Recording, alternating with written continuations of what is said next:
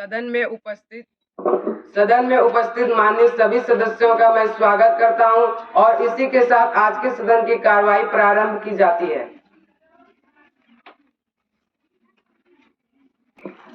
माननीय अध्यक्ष महोदय, संविधान के अनुच्छेद 45 में यह प्रावधान किया गया है कि 14 वर्ष तक के बच्चों के लिए निःशुल्क एवं अनिवार्य शिक्षा की व्यवस्था अगले 10 वर्षों में की जानी चाहिए, लेकिन आज भी बाल मजदूरी, पढ़ाई पूरे के बिना विद्यालय छोड़ने वाले बच्चों की संख्या व लड़कियों की कम साक्षरता प्रतिशत इस बात की ओर संकेत करते हैं कि शिक्षा संबंधित कानून पूरी तरह से लागू नहीं हो पाए। इसीलिए इस सदन में बहुत जरूरी है। मैं सरकार की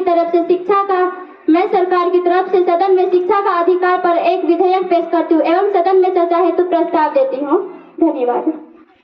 माननीय सदस्य कनिज जी, आपकी बारी है, बोले। एक महत्वपूर्ण विषय है। हमारी सरकार ने सबके लिए शिक्षा देने के पहले कई कोशिशें की है, इसीलिए मैं अपनी दल की ओर से इस बिल को समर्थन करती हूँ। सबके लिए शिक्षा अनिवार्य बनाने के लिए हमारी सरकार ने कई सारी सुविधाएं दी है। पाठशालों में कमरे बनाने और ब्लैक बोर्ड बनवाने का प्रबंधन किया है, लेकिन अभी भी देश के काफी बच्चे विद्यालय से बाहर, इसीलिए ऐसे कानून की आवश्यकता है जिसमें 6 से 14 वर्ष के सभी बच्चों को विद्यालय भेजा जा सके। धन्यवाद। सदस्य, अब मैं सादिया जी से अनुरोध करता हूं कि वे बोले। महोदय, मैं इस बात से खुश हूँ कि इस विधेयक में यह प्रस्ताव है कि किसी भी बच्चों को विद्यालय जाने के लिए 1 किलोमीटर से अधिक दूरी तय करनी नहीं पड़ेगी। ऐसा होने से खासकर लड़कियों में पढ़ने में विशेष सहूलियत मिलेगी, क्योंकि अधिकतर अभिभावक विद्यालय दूर होने के कारण लड़कियों को पढ़ने नहीं भेजते। उनके पास बेटियों को भेजने का साधन नहीं होता। धन्यवाद। माननीय सदस्य जिशान जी अपनी बात कहेंगे। महोदय, मैं इस बात का पूरी विनम्रता के साथ विरोध करता हूँ। हमारे पास शिक्षा हेतु कई नियम है। कोई भी नया कानून बनाने से समस्या का समाधान नहीं होता। असली समस्या यह है कि बनाए गए नियमों को सही ढंग से लागू नहीं किया जाता। संविधान के नीति निर्देशक सिद्धांतों में यह कहा गया था कि संविधान लागू होने के 10 वर्षों के भीतर ही सबके लिए प्राथमिक शिक्षा की व्यवस्था की जाएगी, लेकिन उस बात को 60 वर्ष से ऊपर हो गया, लेकिन कोई बदलाव नहीं हुआ। धन्यवाद।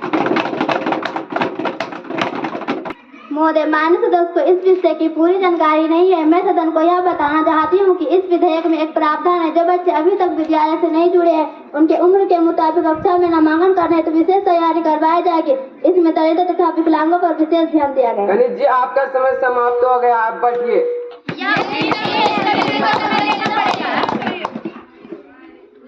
शांत रहे। नीलू जी, आप बोले। महोदय, शिक्षा के किसी कानून का तब तक कोई लाभ नहीं होगा जब तक सभी के लिए समान विद्यालयों की व्यवस्था नहीं की जाती। हमारे देश में कई तरह के विद्यालय चल रहे हैं, जिनकी वजह से एक जैसी शिक्षा की व्यवस्था करना संभव नहीं लगता। यदि सरकार इस विषय में गंभीर है तो कानून में यह प्रावधान किया जाए कि कोई भी निजी विद्यालय नहीं हो। धन्यवाद। महोदय, मेरा यह मानना है कि यह कानून सिर्फ शुरुआती व्यवस्था है। बाद में हमें उच्च शिक्षा को भी ऐसे कानून के दायरे में लगाना पड़ेगा। 14 वर्ष तक आते आते बच्चे अधिक से अधिक कक्षा 8 तक ही पहुंच पाते हैं। 8वीं तक की पढ़ाई से जीवन चलाने में क्या सहायता मिलेगी? क्या हम सिर्फ दैनिक वेतन भोगी मजदूर पैदा करना चाहते हैं, जो नाम लिख ले और थोड़ा बहुत हिसाब किताब कर ले?